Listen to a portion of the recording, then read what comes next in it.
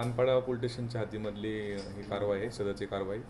त्याच्यामध्ये आमचे डोंबिवली विभागाचे ACP सुहास हेमाडे साहेब आणि सिनियर PI संदीपन शिंदे, त्याचबरोबर नवी मुंबईचे ACP बनसोडे आणि त्यांच्याकडील अधिकारी कर्मचारी म्हणजे संयुक्तपणे ठाणे पोलीस आणि नवी मुंबई पोलीसने खुनी पलावा या ठिकाणच्या काही सोसायटीमध्ये काही नायजेरियन राहत असल्याची माहिती मिळाली होती आणि त्या अनुषंगाने आज सकाळी सुमारे 7 वाजल्यापासून ते आता दुपारीपर्यंत त्या ठिकाणी कोम्बिंग ऑपरेशन केलं आहे.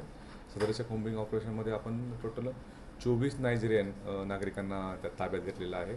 त्या 24 नायजेरियन नागरिकांपैकी 14 हे पुरुष आहेत, 6 महिला आहेत, लहान मुलं 4 आहेत आणि असे एकूण 24 नायजेरियन, त्यानंतर घाना या विविध युगांडा या विविध देशात राहणारे जे आहेत परदेशी नागरिक यांना मानपाडा पोलीस स्टेशन ताब्यात घेतलेलं आहे.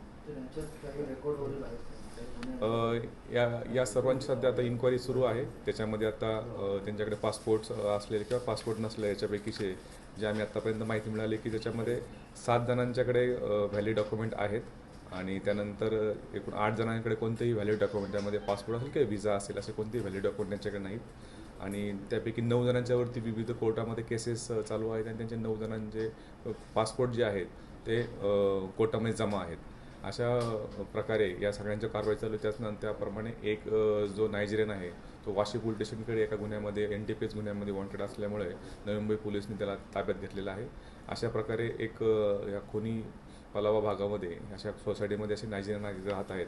काही ठिकाणी असे आहेत की त्या ठिकाणी ॲग्रीमेंट्स वगैरे बनवून त्या ठिकाणी दुसऱ्या नावाने पण राहण्याच्या बाबत लक्षात आलेली आहे. या अनुषंगाने पण आम्ही त्या जे फ्लॅटचे ओनर्स आहेत त्यांच्यावरती सुद्धा कारवाई करणार आहोत.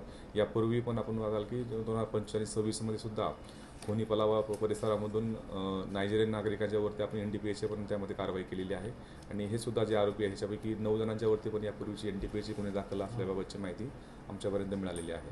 सर, मागच्या वेळी डाऊनटाऊन या सोसायटीमधील आरोपींना अटक करण्यात आली होती आणि ड्रग्ज पकडले गेले होते 2-4 कोटीचे. बरोबर आहे. आता आपण जे सोसायटी जे आहेत खुनी पलावा डाऊनटाऊन असेल, क्राऊन तळोजा असेल, असे विविध सोसायटीमधले सगळे हे नागरिक जे आहे नायजेरियन नागरिक राहणारे यांना ताब्यात घेण्यात आलेलं आहे. निश्चितपणे या ठिकाणचे जे आपण घर कोणाला भाड्याने देत आहे आणि भाड्यानंतर त्यानंतर त्या घरामध्ये राहणारा व्यक्ती कोण आहे, त्याचं कोणतं रेकॉर्ड्स आहे याबद्दलची वारंवार आपण लोकांना सूचना दिलेल्या आहे आणि त्याच्यावरती ज्यांनी पालन केलं नाही अशावरती गुन्हे पण दाखल केलेले आहेत. या कारवाईमध्ये पण असे काही जर अनियमित आढळून आले तर निश्चित त्या संबंधित फ्लॅट ओनर्स असतील किंवा याच्यामध्ये घर पुरवणारे असतील त्यांच्यावरती निश्चितपणे इव्हन एजंट्स असतील त्यांच्यावरती सुद्धा कारवाई करण्यात येईल. सर, कारवाई दरम्यान एक कोणतरी नायजेरियन पळ करण्याच्या तयारीत होताना उडी मारली असे माहिती आम्हाला कारवाईनंतरची सदरची माहिती मिळालेली आहे की त्या ठिकाणी नायजेरियन एक महिला आणि त्या ठिकाणी उडी मारण्याचा पळून जायचा प्रयत्न केलेला आहे. त्या सदरबाबतची माहिती आम्ही अजून घेत आहोत. त्याचे नाव काय आणि कोणत्या हॉस्पिटलला ते ट्रीटमेंट घ्यायचे त्याबद्दलचे आमचे तपास सुरू आहे.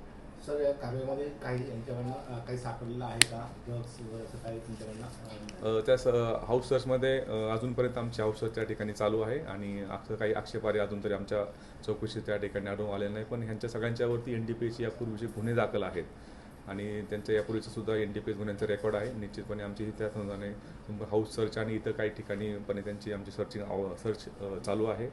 टोटल कारवाईमध्ये आपण पाहत असाल की ठाणे नवी मुंबईचे आपले 2 ACP, 25 अधिकारी आणि त्यानंतर 80 कर्मचारी, जवळ 100पेक्षाही जास्त अधिकारी कर्मचारी या संपूर्ण कोम्बिंग ऑपरेशनमध्ये होते आणि एक ही जॉईंट कारवाई जी आहे नवी मुंबई पोलीस आणि ठाणे पोलीस यांनी केलेली आहे.